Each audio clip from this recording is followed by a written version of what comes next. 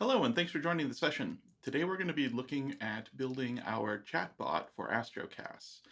Yesterday we did a little overview or in the previous session we did a little bit of an overview on the things that we needed to do. And then we jumped right into the code and didn't really do anything on this plan. It turns out there's a lot of moving pieces that we need to get sort of a general idea on before we can actually start making some meaningful progress. So let's go ahead and jump into the code and sort of see where we're at. One of the things that we were working on was the actual bot classes. So if we look in bot, we have bot. It has an event emitter was one of the things that we added. We added a pusher driver so that we could interact with our pusher.io streams, a YouTube driver, and a Twitch driver. I think the Twitch driver was the only thing that we had in place prior to this. The event emitter, I wasn't really sure what we were going to do with that or how to use it, but I think I have a better idea about that now. So I think this is going to be a little easier. Right now, we're just creating a new instance. There was no definition in our services file, and there wasn't any way to do auto wiring with this. So I just created a new instance of it. Where things got a little different was this configuration of the loop. Right now, we are sending in a loop interface, and then we're asking each of the drivers to configure the loop. This probably isn't necessarily bad, but the thing that we have to do now is also pass in the event emitter object. So I have an idea how we're going to fix that, but for now, this is what we have to do. One of the issues that we wanted to deal was to have some sort of intra driver communication. We wanted to have an idea of the bot itself being able to cache some things, to be able to drive some of the processes. So that's why we added pusher and the event emitter. If we look at the pusher driver, the thing that we did here was we created our async client. We needed to pass it the loop, and then we wanted to be able to emit some events. So when we receive the live stream as online event, we want to emit the event stream online and then pass in the data. Same thing for live stream as offline. We want to emit stream offline. And where we're going to use that is in classes like the Twitch driver, which is the one that we were working with already. What the Twitch driver needed to do was interact with the IRC stream when these events are emitted on the event emitter. Problem is, the IRC client itself has its own event system. It's using the loop, but it has its own event emitter. So I wasn't really sure the right way to get this information from our bot, the overall bot's event stream, not event stream, event emitter into the workflow where it can work with the Phergie IRC bot. So I did a little bit of research offline, figured out that we need to use this tick event. The documentation for this was a little weird. Hey, Oliver, thanks for joining. Glad you're able to see something live. So if we go to Phergie docs, let's see here. We want the IRC client, Phergie client IRC. All right, so here we have the docs, and if we look at the events that are available, if we look at tick, emitted periodically on each connection to allow events to be sent asynchronously versus in response to received or sent events.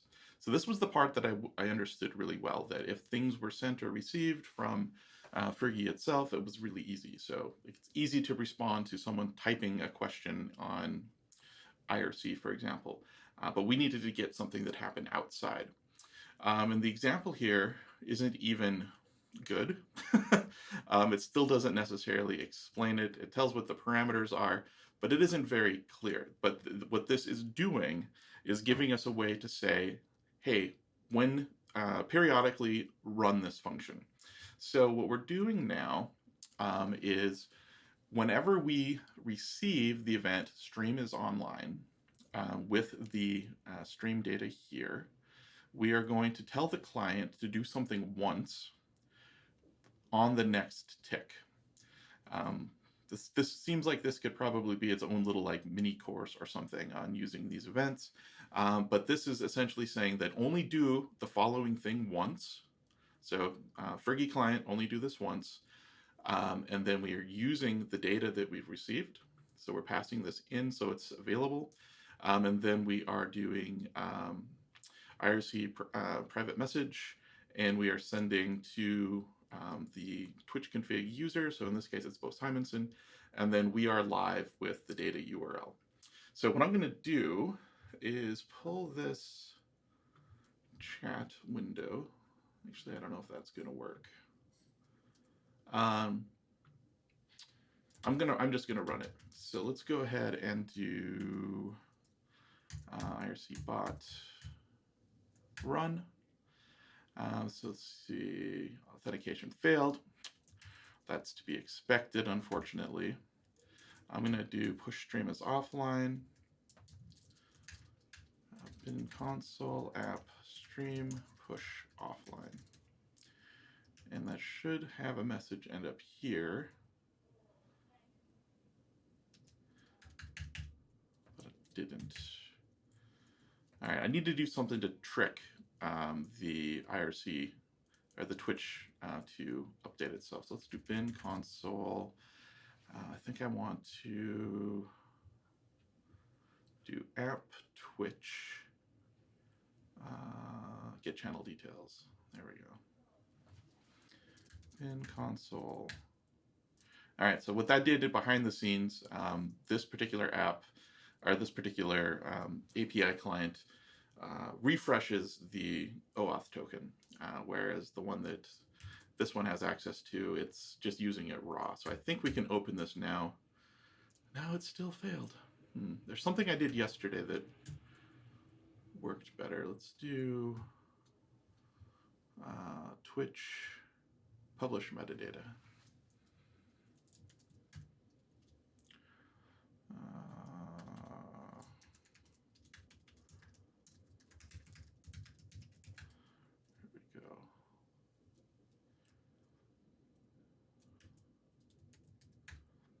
There we go. So now we're actually logged in. So let's see here. If we do push offline now, cool. So it says that it actually sent it. If we look at stream chat, let's see if I can actually get this over there. I think for anybody who I don't know why my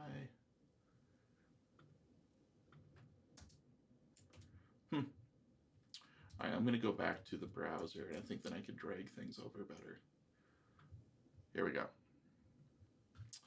So what we have here is that it said, and we are off, thanks for joining. So anytime we receive the push stream as offline event, this is going to be sent to the Twitch channel. So this is just a nice way for me to say thanks for joining, even if I'm not actually there anymore. On the other hand, if we do push stream online, what we should see is, there we go. So we are live, and then this is the wrong session, of course, because my local sessions are wrong. But if we go to astrocast.test, we'll see that that is actually the episode that it is thinking it is. So we have refreshing access tokens and adding stream events. So that is session 7, and this is session 7. So it is working as expected. It just has the wrong data. So what I need to do now is publish the correct data, because otherwise the live stream that other people are watching is going to have the wrong info. So we want app Twitch publish metadata. So we'll run this in the background. But hopefully this gives a good idea of how this process works, the fact that it is working. So this all makes me pretty happy. Now, what we really need to probably do is make this a little more useful. Right now we're passing around an event emitter. That is technically what we're doing, but it's not really how people normally interact with these things. For example, we have the Phergie client. The client itself, you ask it to do an on. It's expected to have a specific set of events, and things just work. So I think we're going to do the same sort of thing with our bot. So I'm going to go back to our bot, and actually no. If we look at the client for Phergie, this is what we did yesterday. Let's go in here. It extends event emitter, which I wasn't really super happy with. What I didn't do was click into it to see how it actually did that, or if I did, I didn't pay enough attention to it. So what we have here is it's an event emitter. It implements event emitter interface, and then it uses the event emitter trait. So this might actually be something that I could probably contribute to Phergie as a different way to do this, but I'm going to test it out on my side first. So what we're going to do is make our bot actually be an event emitter. And we're going to use the same tools that Phergie is using. One of the things, though, I think I want to rename this class eventually. I'm not going to do it now. Now that I'm looking at it, I think it's going to be too much. So I'm going to do implement event emitter interface, and then we're going to use event emitter trait. And now we no longer need to actually have an event emitter, which is nice because now this is an event emitter.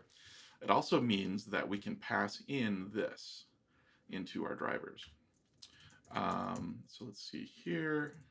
I think that what I'm going to do, because I was kind of annoyed with this to begin with, as soon as we added another dependency here, this was no longer simply configuring the loop.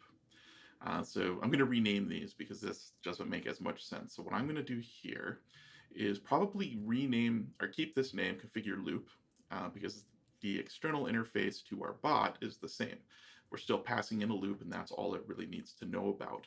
But what I think I'm going to do here is change the name on the drivers to configure, probably configure driver.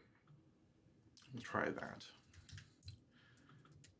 Actually, I'm going to go in here, and I'll use the rename tools. So we'll do configure driver.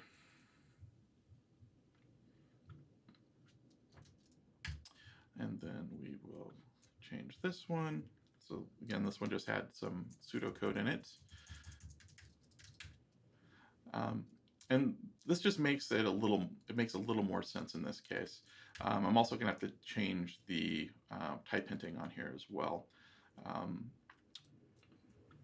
So last one, configure driver. Awesome. So now this sort of makes a, wait, did it actually do it? It did, okay, cool. So I think I am going to take the time now to try to rename this. I wanted to use the name bot, but that's really super generic.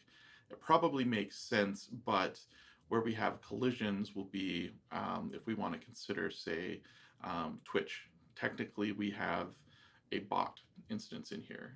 In this case, it's called a client. All right, I'm going to second guess that again. I'm not going to do that. But what we do need to do is go back into these functions now, and rather than accepting an event emitter interface, which makes sense, and our bot now actually implements that interface, what would probably make more sense is for us to do bot.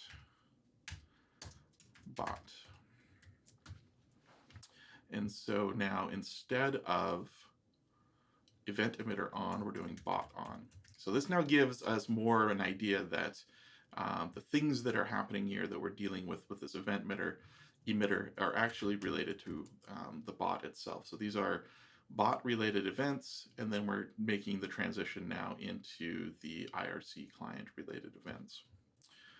Let's see, event emitter. Let's see if there are. Okay, there were no other instances there. Let's check this one. Let's do the same thing. Bot. Oh, gotta import. And then pusher driver.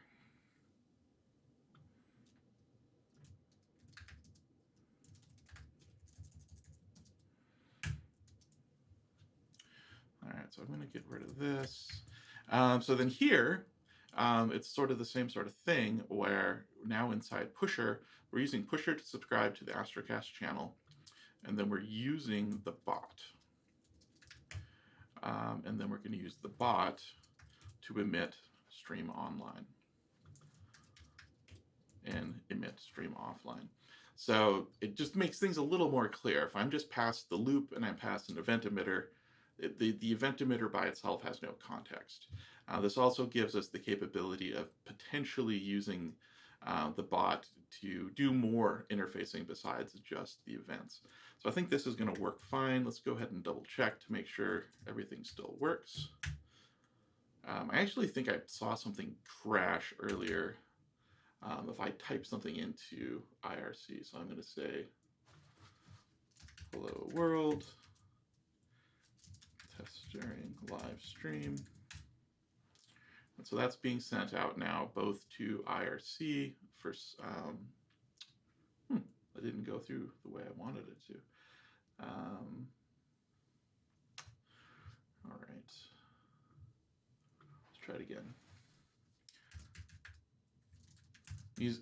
So part of the reasons I'm writing this is because I have different actual tools for communicating with each of these channels.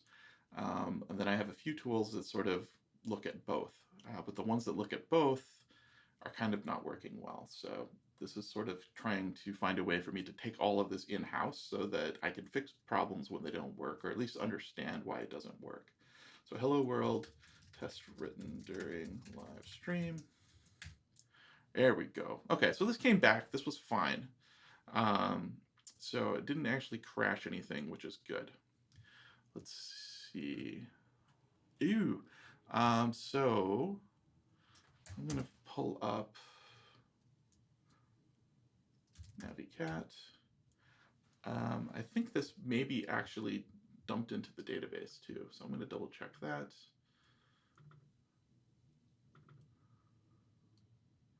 And this is actually something that we're going to switch, because we don't want to do this anymore.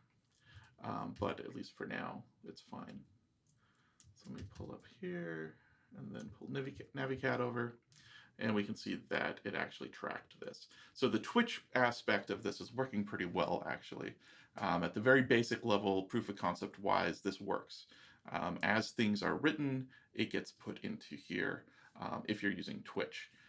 Oliver happens to be on YouTube, so we didn't actually see his code come or his message come in through here. So that's kind of why I want to get YouTube going first, because YouTube is the one that I have the least support for. It looks like someone else wrote on Twitch as well. So let's see here. I can see that Connor Wright Kappa has said hello. So this is working reasonably well. The problems with it, or at least problems with the current implementation, are that what we're doing inside Twitch isn't necessarily the best. So we talked about this a bit on the previous session, but right now we are looking inline. We're only looking to make sure we're getting messages for the correct. Oh, also, hello, Connor Wright Kappa. Thanks for joining today. Right now we are generating an entity, and we are calling the object manager to persist it and flush it all inline. I don't think we want to do that, or at least I don't think I want to continue doing that. What I'd like to do is come up with a new message. The new message is going to be sent out onto the message bus, and then let's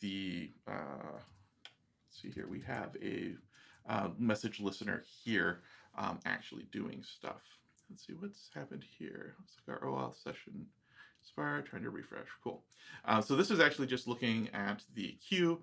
So this is where I want the actual work to be done to take this message that we are receiving and actually storing it. So I want to simplify that a little bit.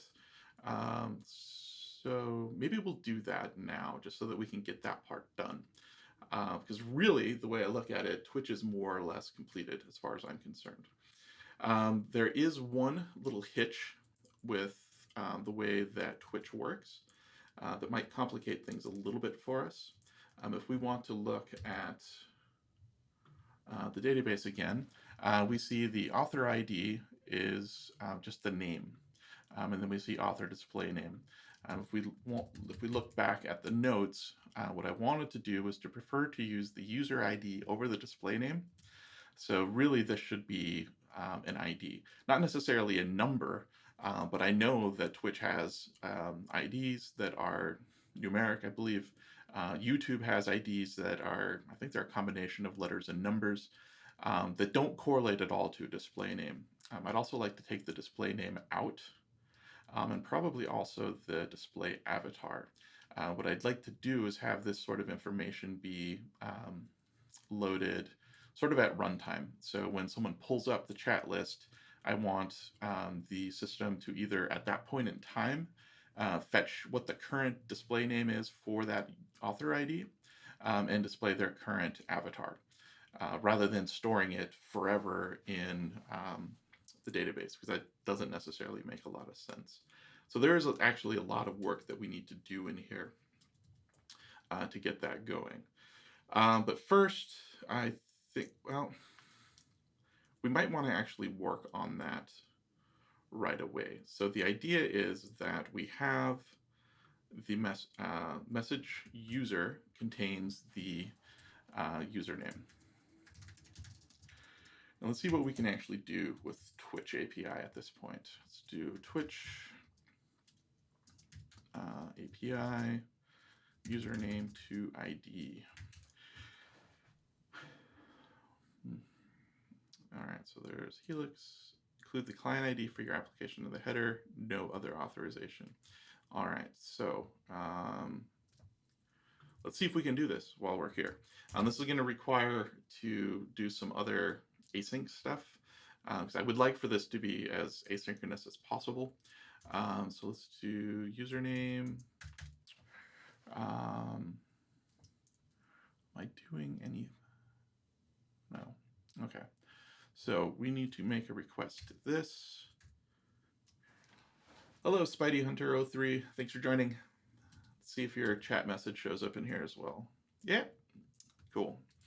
All right, so we are going to need to make this request. We have access to the client ID via Twitch config. So I'm going to look up the React PHP HTTP request. HTTP client, because I think we actually have this already. Let me double check. So I'm going to pull up composer.json, React. Let's see, what is the name of it?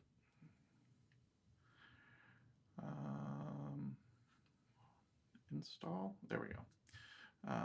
React HTTP client. Let's see if that's actually been used yet in here. Hold on here, React. So Spider Hunter 03 is asking what we're building in. I'm currently developing in PHP. We're doing a little bit of JavaScript on the front end, but that's kind of where we're at so far. And what we're trying to build right now is a multi-platform chatbot so that we can sort of aggregate the different streams. Right now, Astrocasts is pushing to Twitch, Facebook, and YouTube, and trying to make sure that I can communicate with everybody on all of those platforms at the same time it's not working very well. So I'm trying to see if I can bring them all together. Long term, what I'm hoping for is to build a nice control panel that will allow me to have all of the information that I need, including the chat stuff right here. And for example, if I want to say, oh, well, here's what I'm working on currently, I want to be able to easily paste in like links so that I can share with people so that it goes to all of the different channels. And then I also want this to show up sort of, I don't know, like a bullet list at the top of the chat after the live session is done, so you can see all of the links that I talked about or that people mentioned.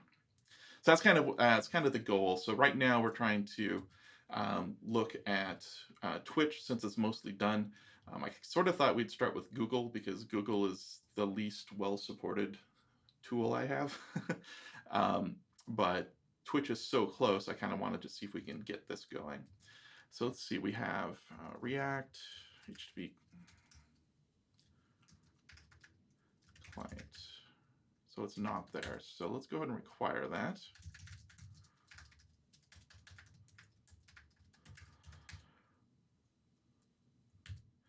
While that's coming in, let's go check the docs. So the way that the docs, or the way that this is going to work, is probably going to use a lot of things with promises, which I've been wanting to use promises in PHP for a while to see how they work. So this could turn out to be kind of weird.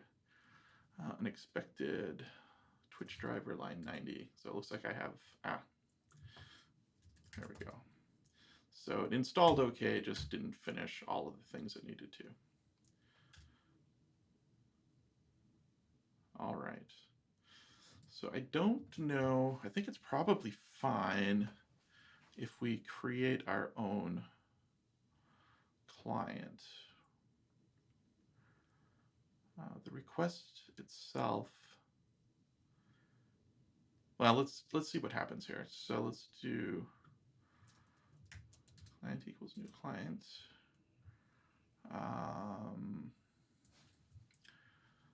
So let's rename this client to IRC Client. And then let's do this. We'll call this HTTP client.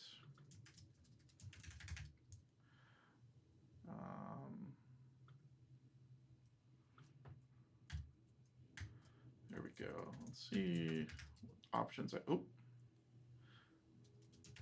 see what options I have here. So I can just do a request. All right.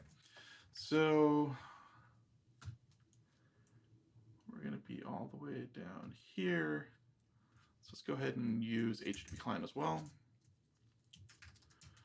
And then we can do some things. So first of all, we need to make this request. So we'll do request. I'll do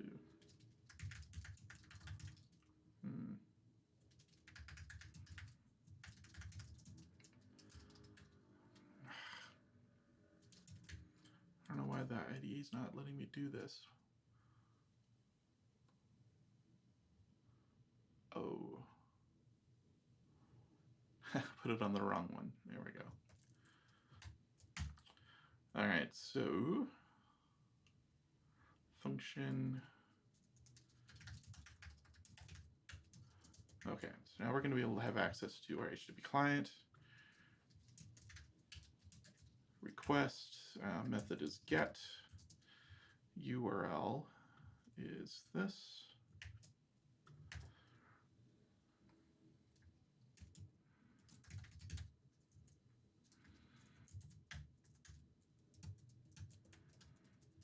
There we go.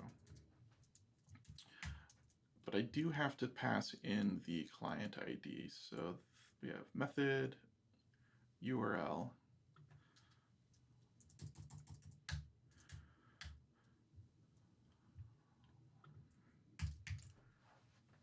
What ID are you using? I'm using PHP Storm.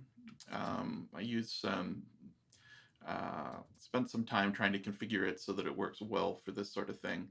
I got a lot of inspiration from Astrocasts. Astrocasts had a couple of things on tweaking PHP Storm so that it looks nice. So that's what I've been using. I think that you can do the same sort of setups for other things like, let's see, what is it? like any of the other JetBrains tools. I think it's all pretty similar. So let's see here. So let's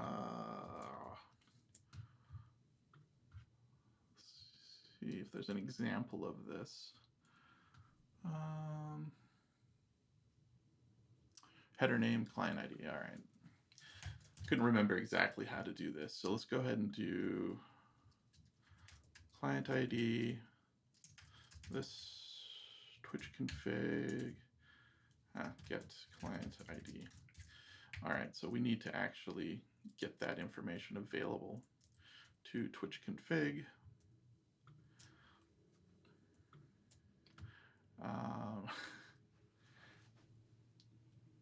Oh, cool. Right on. So Spider Hunter says that they are a C# dev. Did I say that right? I always not sure if I say that right. C# dev developing their own Twitch, Discord, Facebook, Twitter bot. Ah, cool. Where did you? They said they got a ton of ideas today for the Discord bot. Where did you find those ideas? Let's see here. Let's do client ID. I'm going to do a constructor to get this, and then we're going to have to configure this in services.yaml. Getters, there we go. I don't want return mixed for these. I don't need that type hint at all. All right, so this is appbot Twitch config. So let's go into services.yaml. So we have appbot pusher. So we want similar thing here. Appbot Twitch config. Client ID.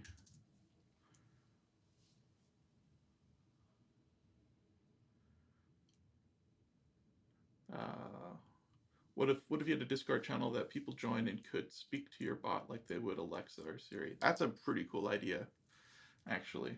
I think the Discord library that I have access to in PHP doesn't support the voice stuff, but that would be pretty cool. Like if you could ask for past episodes, you could ask for code snippets, things like that. That would be pretty sweet. What other kind of ideas did you have for things that people might actually speak to your bot about? Because that does sound like it could be pretty cool. Let's see here. We got Twitch. Client ID. Let's see. We need the app one. So we just need to copy this. So these are actually coming from environment variables. So if we look up at the top of the file, we'll see that Twitch user app client ID comes from this environment variable. It's just the way that Symfony does this stuff, which makes it easier to use. It's sort of like 12-factor apps. So that's where this magic ID is coming from. I've already configured it for another part of the application. So let's see if we can restart this here. All right, so we didn't lose anything there, which is good. So let's see, Twitch. I'm guessing things are going to fall down once we get someone actually talking again. So client ID, get client ID. Yeah, this is probably all going to be fine. So we'll do speech-based games, joining a channel holding a Dungeons and Dragons session hosted by your bot. Sounds pretty cool. So what do you see for your use case for your bot? Like, are you thinking like standalone bots that talk to all of these servers at the same time? Or are you thinking like for like a specific purpose, or just coming up with different ideas for bots? I think I may be misunderstood. Let's see here. So once we create the request, we can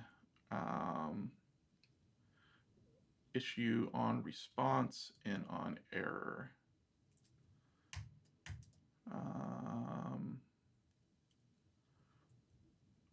Because it's a response. Oh, that looks really complicated. Most of this evented stuff always seems really complicated to me, but it needs to be for what it's doing, I guess. So what I believe is happening here is that on the response, once we actually get the response all the way back, it's going to hand us a bit of data called response, and that's actually going to be another event emitter that we can then either get the data on. So this would actually be the value, I would guess, or we'll get an error. So on data is chunk.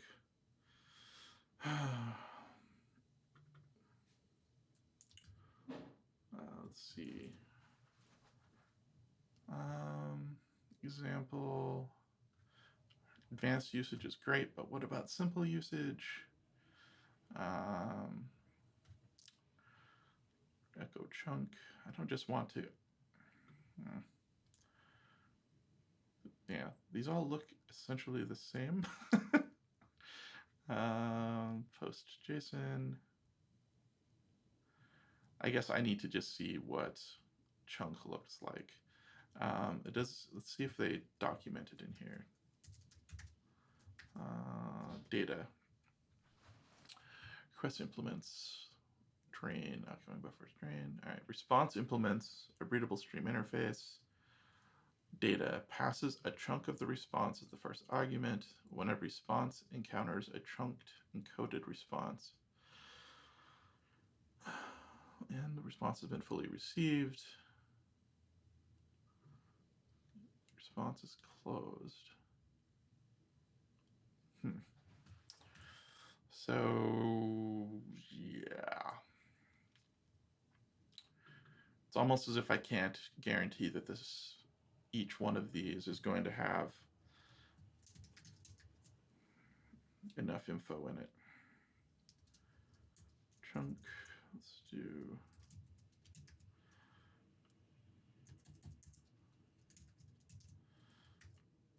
Let's see what we get. Exception E, I don't think you can just echo an exception. Get message. All right, let's try that.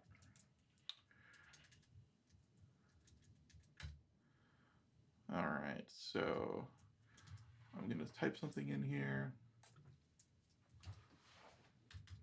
Use TC.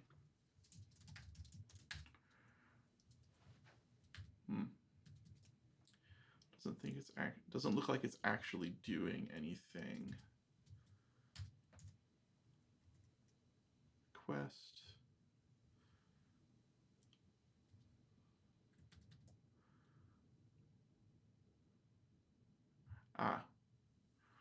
Do I have to call RequestEnd? I wonder if I do. RequestEnd method can be used to finish sending the request.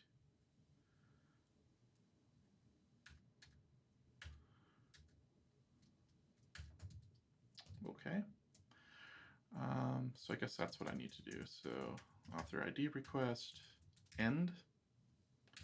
Just seems weird to me, but I guess you have to inform it that you're ready to have it send. But when you have an event called end, or a method called end that's supposed to be sent,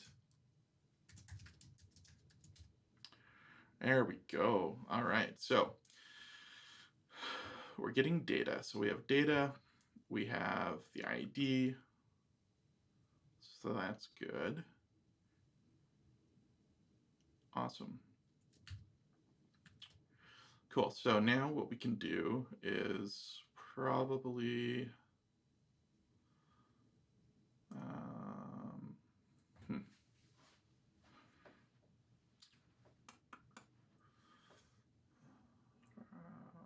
is there a standard class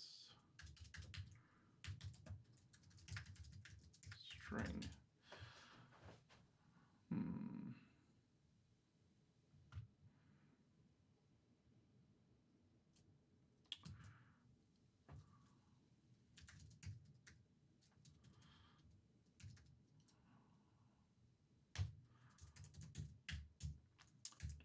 So what I need to do to be safe, I think, is to I guess for now I'm not going to worry about it.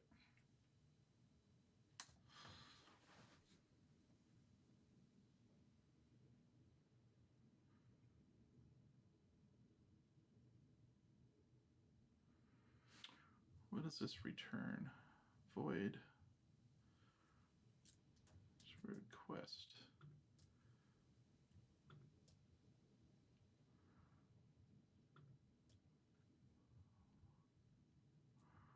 Writable stream interface, event emitter interface.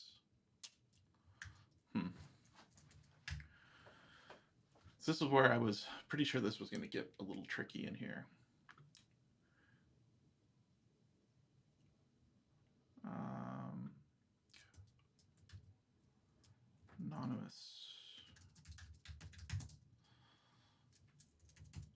Anonymous class. I haven't used these yet, but this seems like a really good time to use it. Var dump new class 10.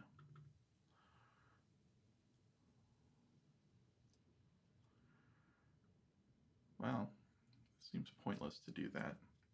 Let's see if there's a string class, PHP string class.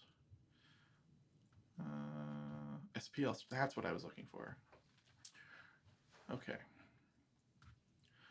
SPL string, what can you do with it?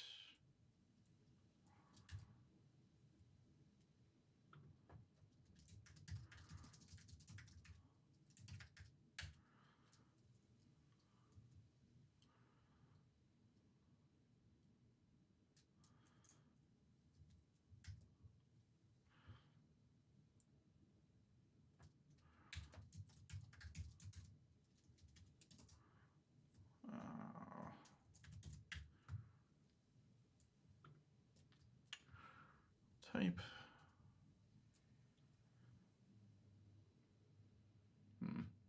That's not useful then at all. I thought that could maybe be useful.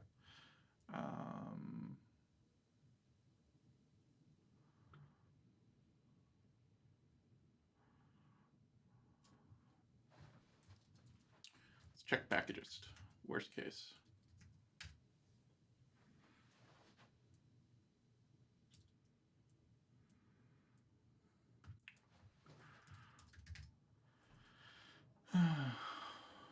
Stringy. 11 million installs. Let's see if it does. It does. Oh, and chaining. Let's create.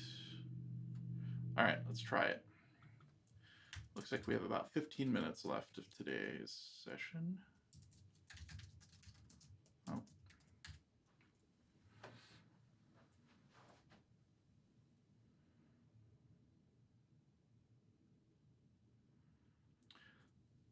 So the way that closures work in PHP is they're only passed by reference if you're using objects, I think. So if I want to create a string that continues to do stuff, then I need to pass it into a function as a closure here, then it has to be an object. Otherwise, it's not going to have anything useful. So let's do string equals, what is it? Stringify create.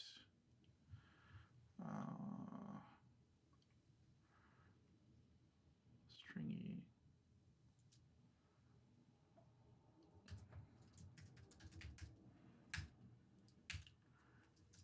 All right, so we'll do that. Now I can use string, and I can do string append chunk. And then when string is done, I can do something. Essentially, at that point, string should have its full value. And we can test that out to say,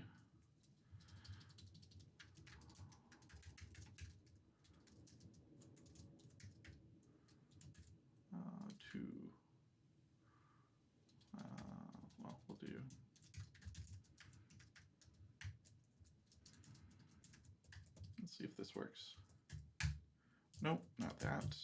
There we go. So we're logged in. Full value came back empty, so that did not work the way I wanted it to. Stringies, create string. It's possible. Get.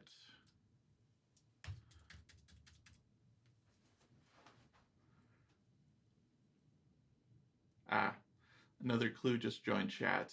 Make sure to check out React PHP Buzz as the recommended alternative to React PHP's low-level HTTP client.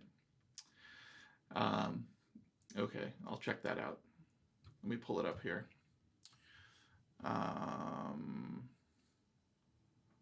Is this recommended just by you, or is it recommended by everybody?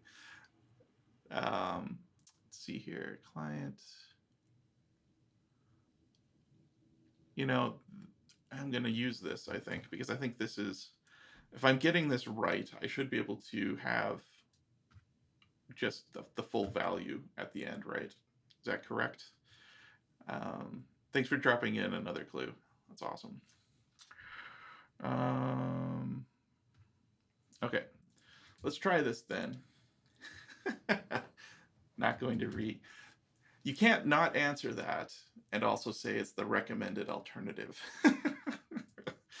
All right, so let's see here. Let's go ahead and try to bring this in. Where's the install? There we go.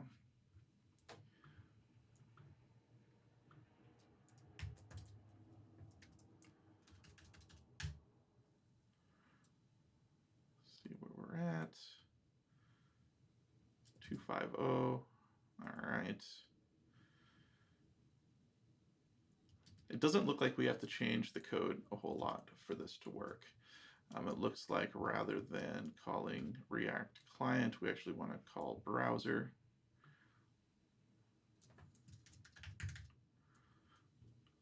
Looks like it's still indexing. I'm going to rename this to browser. There we go. All right, so now we're doing something with the browser. So we're going to do client get then. Yeah, I was sort of expecting promises in here, and so this seems to make a lot more sense to me. All right, so we want to get this URL.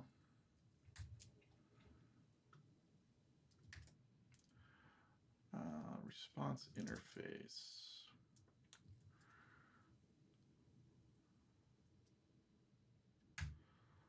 All right, get headers, response body. So I'm just going to do that probably and see what we have.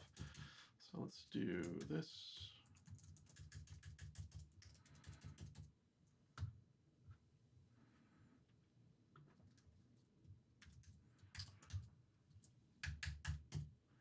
So since this is promise-based, I don't think I have to actually trigger it.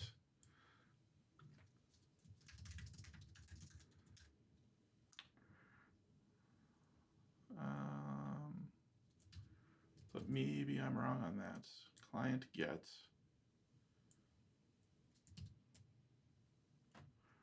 Let's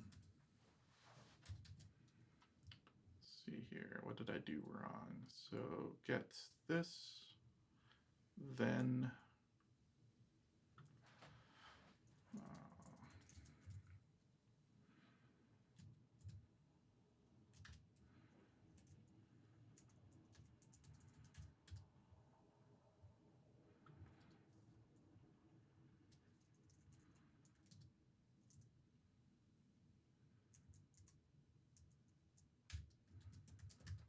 what am I missing?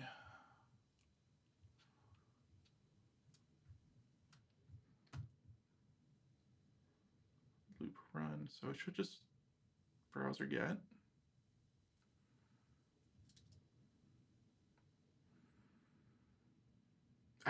Doesn't have the headers.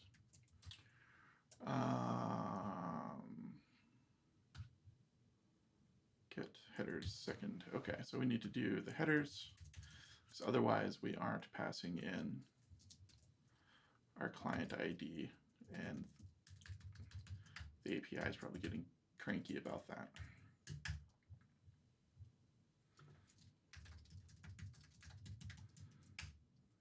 There we go.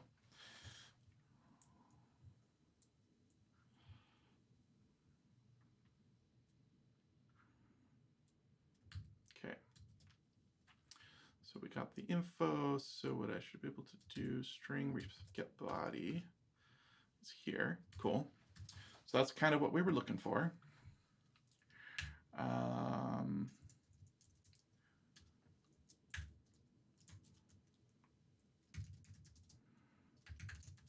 Code string.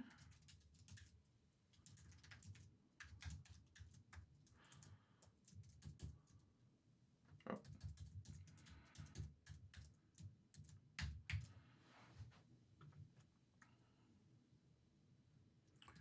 So it looks like we have a top level data key with an array. So data 0 ID should have the information we need.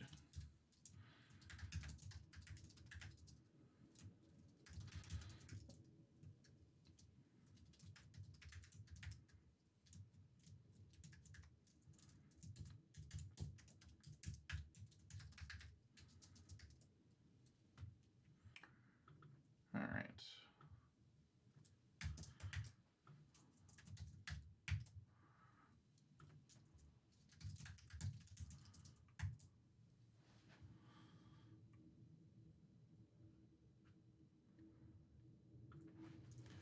And in theory, let's move this in here.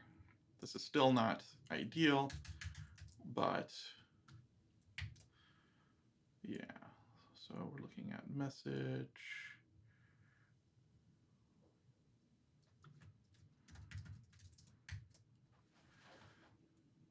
All right.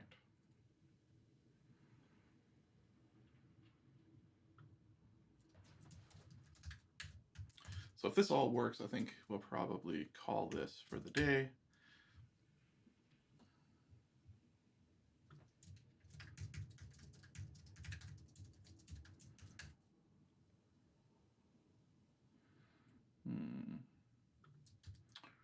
New.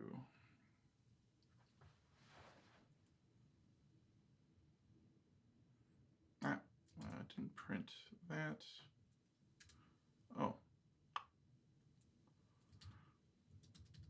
Maybe it did work. Let's go check.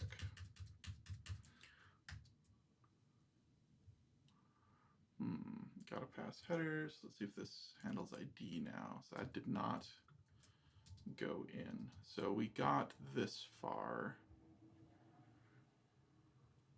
I actually received the message, but that's it.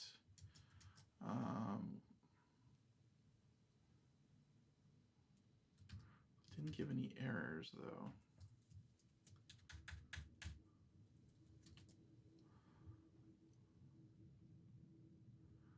Let's do then error.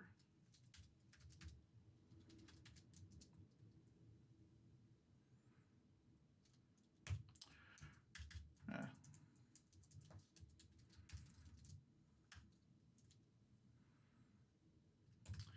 don't know what the rejected callback looks like.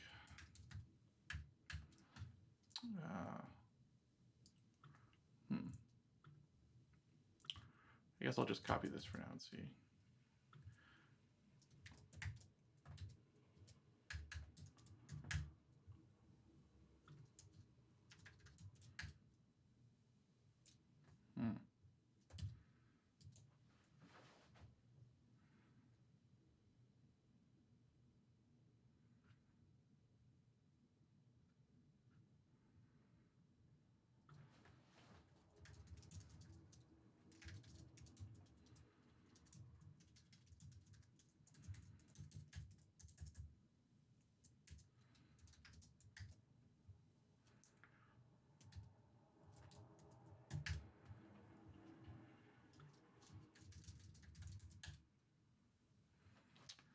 right, so it is getting this far. Let's look at data. Maybe it doesn't actually look like I expected it to.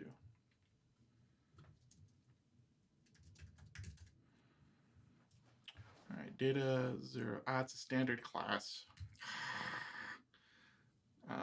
Oliver said, do I need to import the exception? No, it's that I forgot to pass the second value here to have an associative array. I always do that. I felt like JSON decode needed something else, but I couldn't remember what it was. Now I know.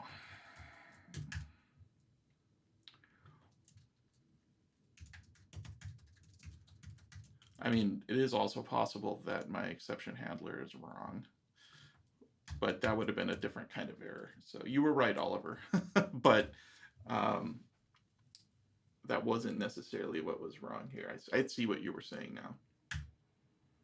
All right, ID for Beau Simensen is 164315, blah, blah, blah.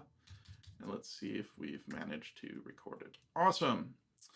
All right, so this is a nice way to end the session, I think. Actually getting the value that we need. We still have a lot of cleanup work to do. And I'm still not entirely sure how to transfer this now. I mean, I know how to transfer it to the messages, but getting it in the right order and all of that is going to be kind of fun. So it is working. We're getting the ID for Twitch, so I'm pretty excited about that. Thank you all for joining today. Have another session tomorrow, same time, where we'll be picking up this and probably trying to find a way to create a common message format that all three of the formats can use, Twitch, YouTube, and Discord, that hopefully can be something that we can just do now that we have our bot. Let's do bot. I'm thinking we can, there we go, we'll have to do bot here. Now that we have access to our bot, I'm thinking we can do something like bot, record message, then we can do author, ID, message, content, so that we can reuse this bot code to, or reuse the bot by a lot of the drivers to do some of these common things. Cool, thanks for joining another clue, and happy that this helped. Cool, all right, well, thanks again, everybody, and we'll be talking to you tomorrow. Thanks.